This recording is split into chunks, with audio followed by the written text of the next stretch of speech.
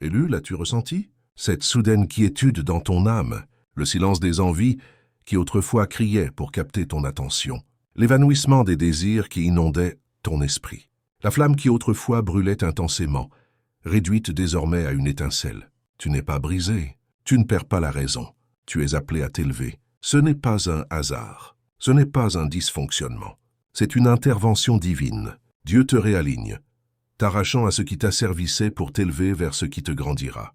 Vois-tu, lorsque tu es préparé pour un dessein, tout ne peut pas t'accompagner. Certaines choses doivent mourir pour que quelque chose de plus grand puisse vivre. Comme il est écrit, ceux qui vivent selon la chair fixent leurs pensées sur les choses de la chair, mais ceux qui vivent selon l'esprit, sur les choses de l'esprit. Romains 8, 5. Ton désir sexuel ne disparaît pas.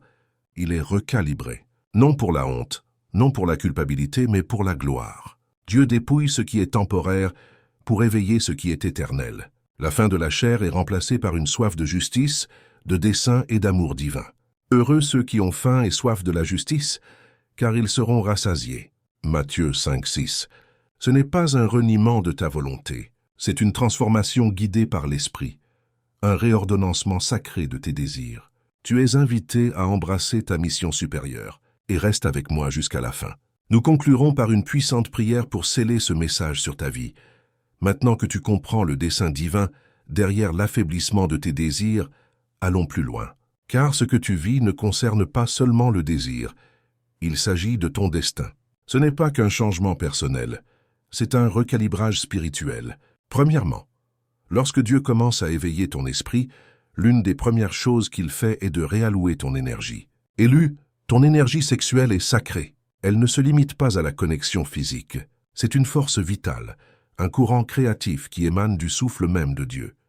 C'est la même énergie qui fait naître des idées, des visions, entretient le feu spirituel et construit des héritages. Mais lorsque ton âme est appelée à s'élever, cette énergie doit être redirigée.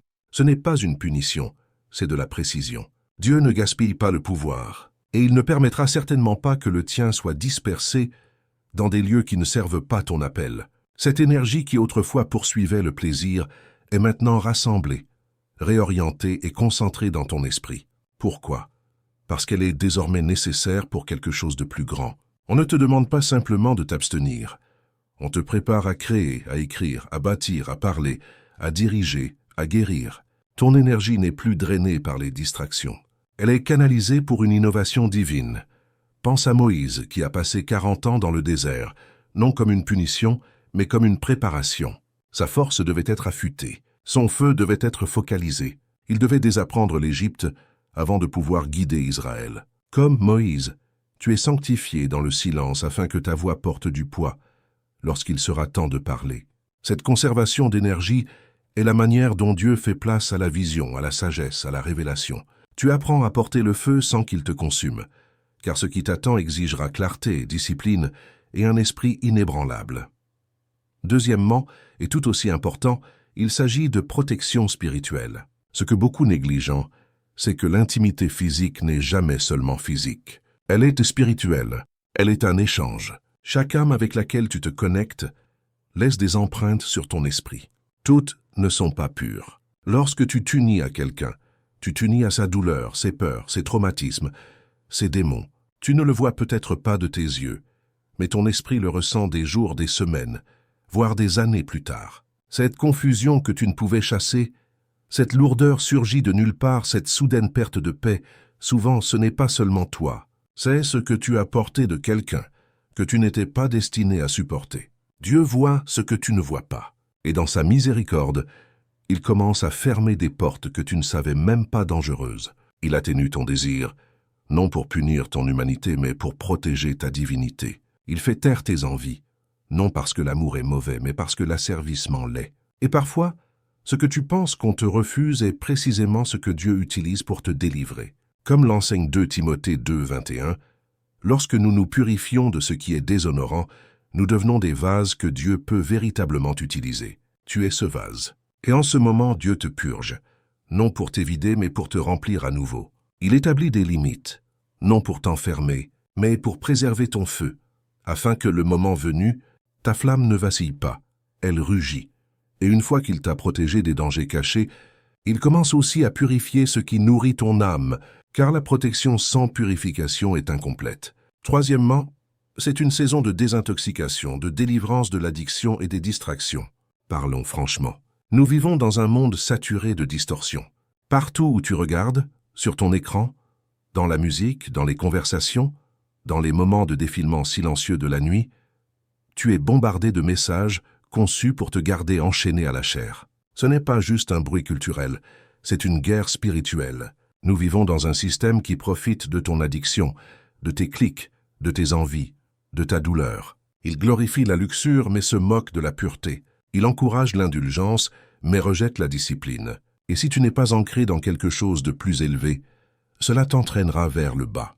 Mais Dieu, dans sa miséricorde, brise ce cycle, non avec la honte, mais avec la vérité. Il interrompt le programme qui t'avait autrefois captivé. Le moment où tes désirs commencent à s'estomper est le moment où la désintoxication commence. Pas seulement de la luxure, mais de tout ce qu'elle entraîne. Confusion, comparaison, fatigue, engourdissement, regret. Ce n'est pas seulement une question de sexualité. C'est une question de reprendre ton esprit. Dans Romains 12:2, Paul écrit « Ne te conforme pas au monde présent, mais sois transformé par le renouvellement de ton intelligence. » C'est exactement ce que Dieu fait. Renouveler, recabler, réinitialiser. Lorsqu'il fait taire ses pulsions, il réclame les parties de toi qui étaient détournées par la culture. Il recable ton système nerveux, guérit ton corps émotionnel et recentre ton esprit sur ce qui compte vraiment. C'est un dégagement divin du brouillage qui t'empêchait de te concentrer sur ton appel. La clarté que tu commences à ressentir, c'est ton âme qui retrouve sa fréquence originelle. C'est ton esprit qui se libère d'une prison dont il ignorait l'existence. Cette désintoxication n'est pas une punition, c'est une délivrance. C'est une libération des algorithmes de l'addiction afin que ton énergie ne serve plus l'agenda de quelqu'un d'autre, mais le dessein de Dieu pour ta vie. Et quatrièmement, peut-être la vérité la plus profonde de toutes. Ta chair doit mourir pour que ton esprit s'élève. C'est le cœur de la transformation. C'est là que le véritable changement se produit. La chair, ton ego, tes compulsions, tes appétits mondains doivent s'effacer pour que ton esprit puisse s'élever. Tu ne perds pas seulement du désir, tu es délivré de la domination. Dieu te libère des impulsions inférieures qui autrefois régissaient tes décisions, obscurcissaient ton jugement et t'entraînaient dans des cycles de regrets. Cette version de toi, celle guidée par les envies plutôt que par l'appel, est mise au repos. Qu'à sa place, une nouvelle création émerge. Dans Galates 5:24, Paul écrit « Ceux qui appartiennent à Jésus-Christ ont crucifié la chair avec ses passions et ses désirs. » Cette crucifixion n'est pas une punition, c'est un renouvellement. C'est une résurrection spirituelle. Lorsque les désirs de la chair commencent à perdre leur emprise, autre chose s'élève à leur place. La clarté, la paix, la sagesse divine et le discernement spirituel. Tu commences à voir la vie avec des yeux nouveaux. Tu ne réagis plus à chaque impulsion. Tu réponds depuis un lieu plus profond de dessein. Tu deviens un gardien de ton énergie. Tu protèges ta paix comme un terrain sacré, car elle l'est. Tu bouges plus lentement, parles avec intention et choisis tes relations avec discernement, non avec désespoir. C'est ce que signifie être né de nouveau, non à l'image du monde, mais à la ressemblance du divin. Ta vie commence à refléter le ciel. Tes choix commencent à résonner avec l'éternité. Tu ne poursuis plus ce qui s'évanouit. Tu incarnes ce qui demeure. Et cela élu, c'est ce que signifie véritablement s'élever. Cinquièmement, c'est une préparation pour des relations divines. Lorsque Dieu te met à part, il commence à transformer toute la structure de ta vie relationnelle. Il t'arrache aux eaux superficielles et te prépare pour la profondeur. Une profondeur dans la connexion, dans le dessein, dans l'amour. Ce que tu ressens en ce moment, cette atténuation de la chair, ce détachement des attractions superficielles n'est pas aléatoire. C'est sacré, c'est intentionnel. C'est une préparation sainte. Dieu désintoxique ton esprit des contrefaçons, des temporaires, des distractions. Car ce qui t'attend n'est pas juste une autre relation, c'est une union conçue dans les cieux, enracinée dans un dessein divin et bâtie pour résister aux tempêtes. Cette personne ne séduira pas simplement tes sens, elle résonnera avec ton âme. Pense à Ruth et Boaz. Leur histoire n'est pas née de la luxure ou du hasard. Elle a été orchestrée par le timing divin, l'intégrité et l'obéissance. Ruth ne poursuivait pas Boaz. Elle marchait dans son dessein, servait fidèlement, s'humiliait, honorait l'héritage de sa famille et Dieu a conduit Boaz à elle. C'est le type de relation pour laquelle Dieu te prépare. Un lien où les deux âmes sont ancrées dans quelque chose de plus profond que le désir, ancré dans le destin. Mais ce type de relation ne peut s'épanouir que lorsque tu as été guéri des blessures du passé, lorsque tu as relâché le besoin de prouver ta valeur par la performance, lorsque tu as abandonné le besoin de validation par l'attention, lorsque ton amour ne vient plus du vide, mais de l'abondance. Dans le Cantique des Cantiques 3:5, l'épouse dit « N'éveillez pas, ne réveillez pas l'amour avant qu'il ne le veuille. » En d'autres termes, attends le bon moment.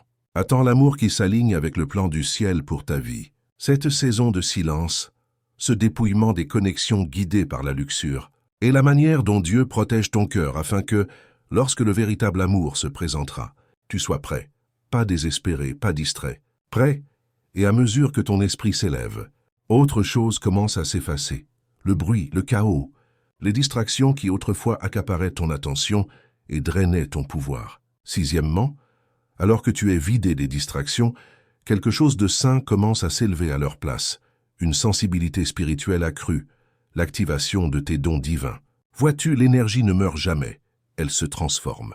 L'énergie sexuelle qui autrefois s'échappait vers l'extérieur, perdue dans les fantasmes, les fixations et les plaisirs éphémères, revient maintenant vers l'intérieur, allumant les dons qui sommeillaient en toi depuis longtemps.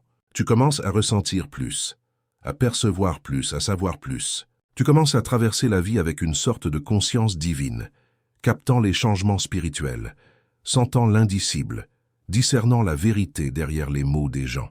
Ce que tu rejetais autrefois comme une intuition est maintenant reconnu comme une intuition prophétique, une perspicacité divine, un murmure du Saint-Esprit. Et ce n'est pas un hasard. Dans 1 Corinthiens 12, Paul parle des nombreux dons de l'Esprit.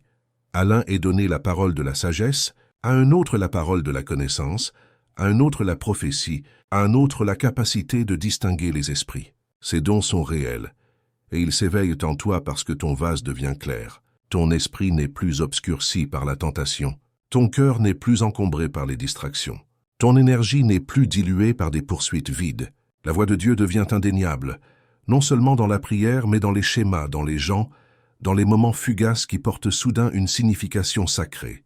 Tu commences à reconnaître des signes qui semblaient autrefois des coïncidences. Tu vois du dessein là où il y avait de la douleur.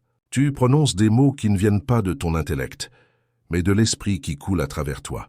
Et tu réalises que ce voyage n'a jamais été une question de perdre quelque chose. Il s'agissait de tout réclamer. Ton pouvoir, ta clarté, ta connexion divine. Ce n'est pas une répression, c'est une transfiguration. Et maintenant, alors que le bruit s'apaise, que les distractions s'effacent et que ton esprit grandit en force, quelque chose d'incroyable commence à changer dans ta réalité. Quelque chose de sacré, d'indéniable. Septièmement, tu entres dans une saison de manifestation. Ce n'est plus seulement une question d'éveil spirituel. Il s'agit de faire naître une nouvelle réalité. Une réalité qui s'aligne avec qui tu es véritablement en Christ, guéri, entier et marchant dans ton dessein. Beaucoup n'ont jamais été enseignés cette vérité. L'énergie sexuelle et l'énergie créative ne sont pas des forces distinctes. Ce sont une seule et même chose. C'est l'énergie de la création elle-même, insufflée dans l'humanité lorsque Dieu a formé Adam de la poussière et a déclaré « Soyez féconds et multipliez » Genèse 1:28. Mais la fécondité ne concerne pas seulement la reproduction physique. Il s'agit aussi de produire de bonnes œuvres, de créer un impact durable, de vivre une vie qui reflète la gloire de Dieu. Lorsque Dieu t'appelle à rediriger cette énergie, loin des plaisirs physiques éphémères, ce n'est pas une privation, c'est une redirection divine. Il t'invite à une forme supérieure de création, une naissance spirituelle, une production créative, un leadership visionnaire et un impact pour le royaume. Cette énergie autrefois dispersée est maintenant recueillie comme de l'eau de pluie dans un vase sacré. Elle se construit, elle se renforce, elle se purifie. Et puis, lorsque le moment est venu, elle s'écoule dans tes dons, ton appel, ta vision. Tu commences à écrire avec conviction, à parler avec feu, à construire avec clarté, à aimer avec intention, et à traverser le monde avec une paix inébranlable. Soudain, des portes s'ouvrent, des idées affluent, des bénédictions financières te trouvent, des relations s'alignent. Pas parce que tu te bats, mais parce que tu es en alignement. C'est l'échange divin. Ce qui autrefois te drainait te nourrit désormais. Tu ne donnes plus ton énergie à ce qui est en dessous de toi. Tu l'investis dans ce qui est au-delà de toi. Ton appel, ton avenir, ton héritage, c'est ta saison de manifestation. Tu ne rêves plus seulement. Tu construis, tu fais naître, tu deviens.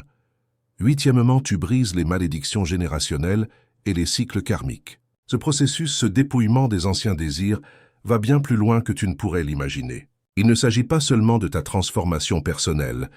Il s'agit de réécrire l'histoire spirituelle de ta famille. Beaucoup d'élus sont nés dans des lignées liées par les chaînes du péché sexuel, de l'infidélité, des abus, de la pornographie, de l'addiction, des mariages brisés, des traumatismes non guéris, transmis à travers les générations comme des menottes invisibles. Mais tu as été choisi pour arrêter ce cycle. Dieu t'a placé dans cette lignée, non pour répéter les schémas, mais pour les racheter. La mort de ta chair, l'apaisement de ces anciennes pulsions, n'est pas un rejet. C'est une délivrance. C'est une intervention divine qui coupe les points d'accès que l'ennemi utilisait pour traverser ta famille comme un voleur dans la nuit.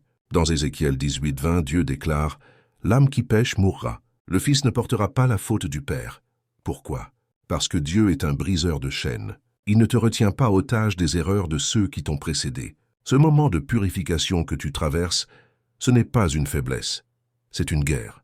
Tu te tiens dans l'écart spirituel au nom de ta lignée. Et lorsque tu choisis de t'élever, tes enfants n'hériteront pas des mêmes chaînes. Et enfin, neuvièmement, tout cela est parce que tu es préparé pour un dessein sacré. Laisse cette vérité pénétrer ton être.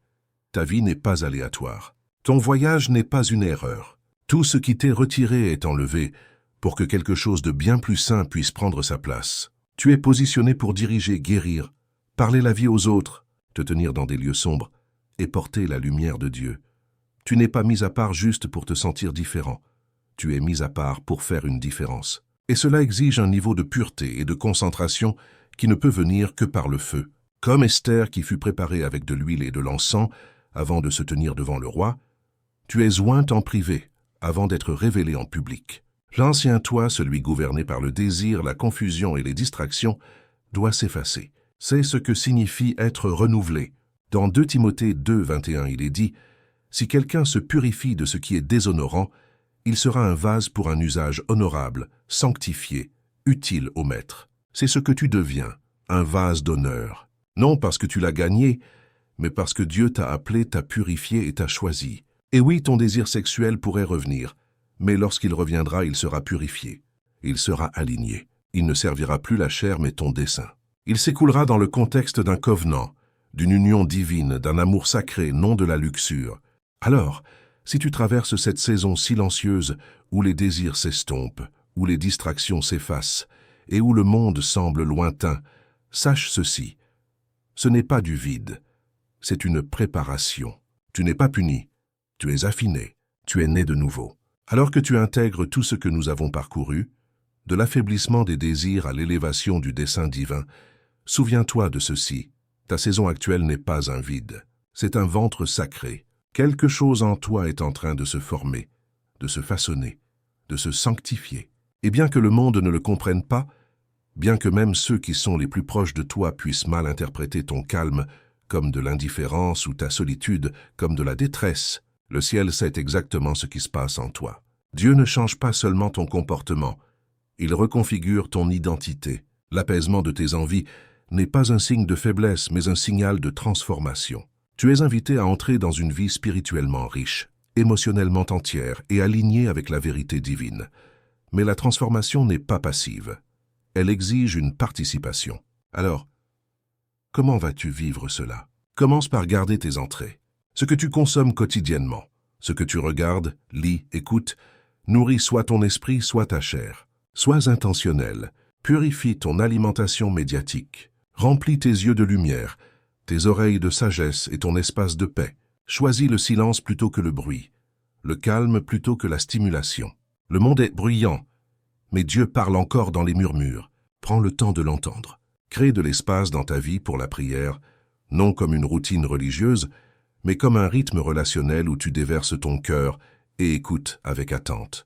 Jeûne des choses qui brouillent ton esprit ou tentent ton ancien toi. Même si c'est juste une journée sans réseaux sociaux ou un week-end sans divertissement, tu seras stupéfait de la clarté avec laquelle le ciel commence à parler lorsque le bruit de la terre est réduit. Entoure-toi de personnes qui respectent ton processus, qui n'essayent pas de te ramener dans des schémas que tu as dépassés. Et si tu n'as pas encore ces personnes, sois cette personne pour toi-même. Établis des limites. Protège ta paix comme un terrain sacré, car elle l'est.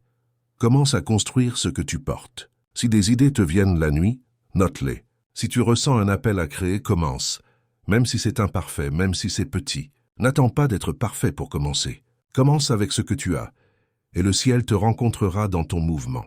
Peut-être s'agit-il de tenir un journal, peut-être de lancer un podcast, d'écrire une chanson, de démarrer une entreprise ou simplement d'être présent pour quelqu'un qui a besoin de ta voix.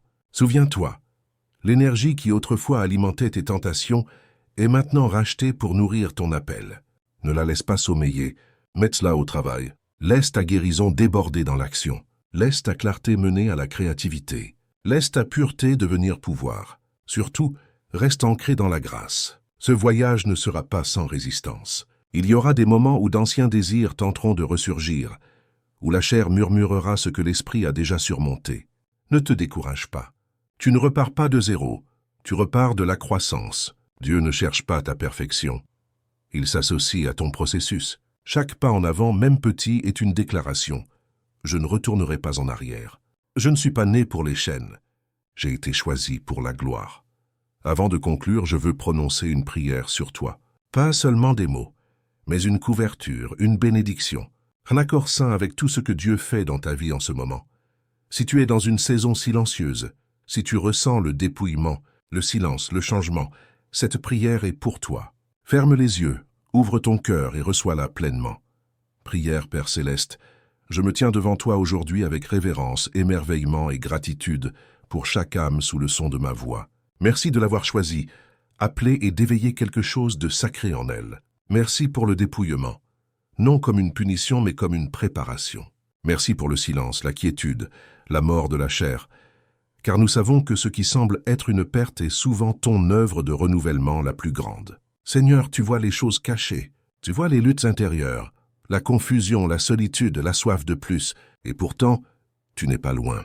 Tu es au cœur de cette déconstruction. Tu es l'architecte de cette reconstruction sainte. Alors maintenant, je prie pour chaque personne traversant la vallée de la transformation, celles dont les désirs s'estompent, celles qui sentent des parties d'elles-mêmes mourir. Fais-leur savoir que ce n'est pas la fin. C'est le début de la puissance de la résurrection. Dieu, nous t'abandonnons nos envies, nos compulsions, nos attachements charnels. Nous te donnons les parties de nous qui vivaient autrefois dans l'obscurité, dans la honte, dans les cycles de l'addiction.